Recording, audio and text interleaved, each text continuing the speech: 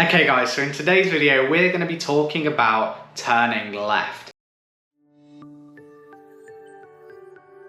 Now, when we turn left, there's a few different things that we have to think about. So, is the road a major road to a minor road, or are we turning from a minor road into a major road? What this basically means, and why this would affect us, is if we're turning from a major road into a minor road, it means that we should have priority to take that turn.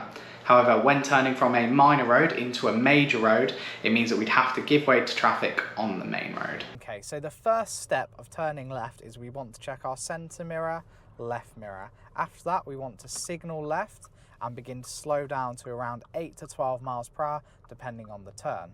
As soon as the curb disappears, I'm going to start to steer. I'm going to keep steering until the curb comes straight, and then I'm going to straighten the wheel. We have a couple more bends down here. They're quite tight, so these actually aren't left turns, but I'm going to show you again the steering techniques. It'll be quite similar, and I'm still dropping my speed, obviously, to deal with the turn. So I'm at about just under 8, starting to steer, keeping steering, and then I'm going to straighten the wheel as the curve comes back into play. Again, we're going to do the same thing here. So I'm at around 8 miles per hour.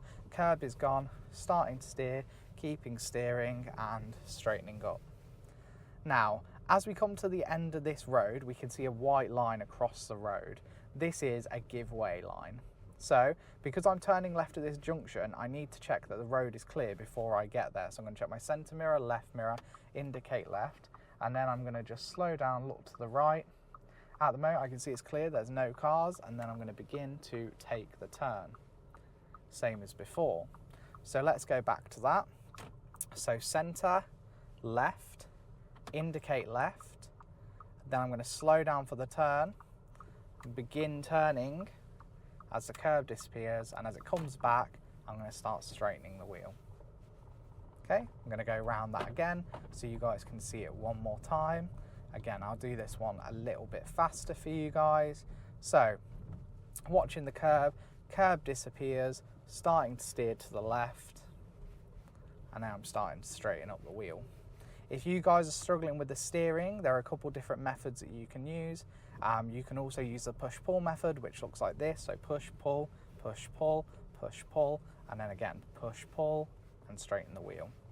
Again, we're coming to a give way at the end of the road. Centre, left, indicate left. I'm going to start slowing down to check that it's clear at the end of the road. So I'm now looking to the right. I can see that there's no cars coming again, so now I'm going to safely take the turn. And straighten up, just like that. The routine we use for turning left is MSPSL. That stands for mirror, signal, position, speed, and look. When turning left, we check our centre and left mirror. The reason for this is because when we check our centre mirror, it gives us a clear view of the traffic behind us. This is important because we want to know how close the cars are behind us, or if we're going to impact a car behind us via our turn. With the reason we check our left mirror is because the car is going to be moving to the left when we take the turn. Therefore, we need to ensure it's clear to the left before we move into that space. For example, if a bike was undertaking you on the left hand side and you went to turn, obviously as you go to turn you'd hit that bike. So yeah, it's really important that we check our mirrors before we signal. We want to check our mirrors well in advance of the turn, probably around 8 car lengths. So the next thing we want to do is signal. This would be putting the indicator downwards. Again, we'd want to do this around 6 to 8 car lengths in advance of the turn, in a place that was going to be beneficial and not misleading to the other cars. The reason we put our signal on is because it lets everyone around us know what we intend to do, and then they can react appropriately to us. The next step is position.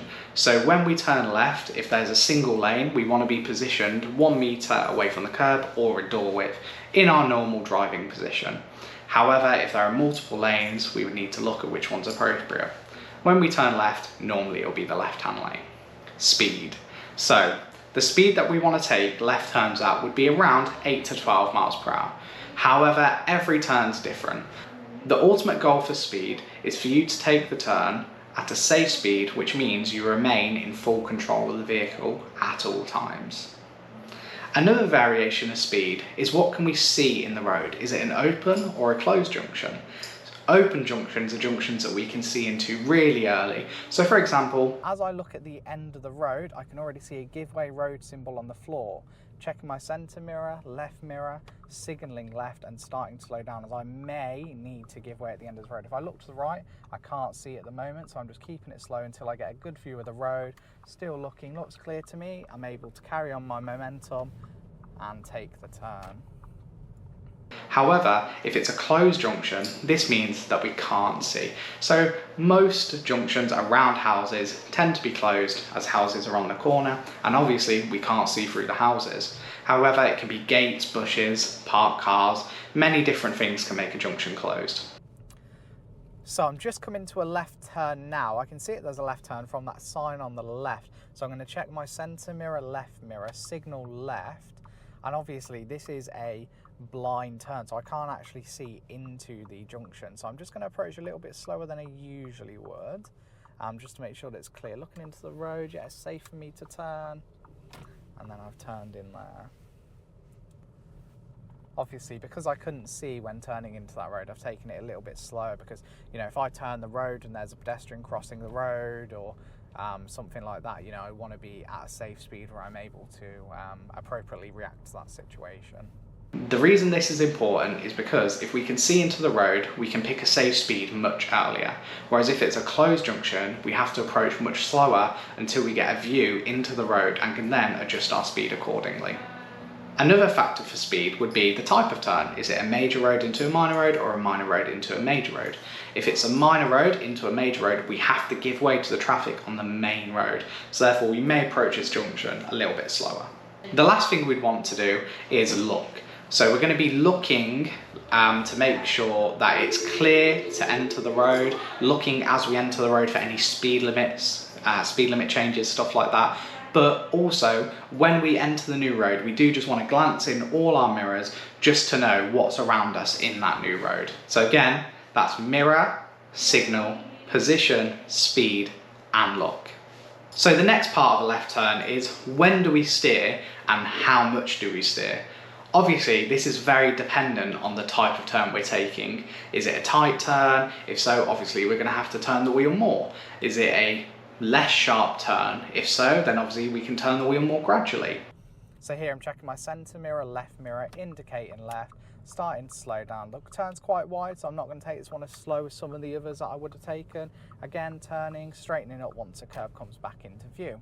Centre, left mirror, signal left, starting to slow down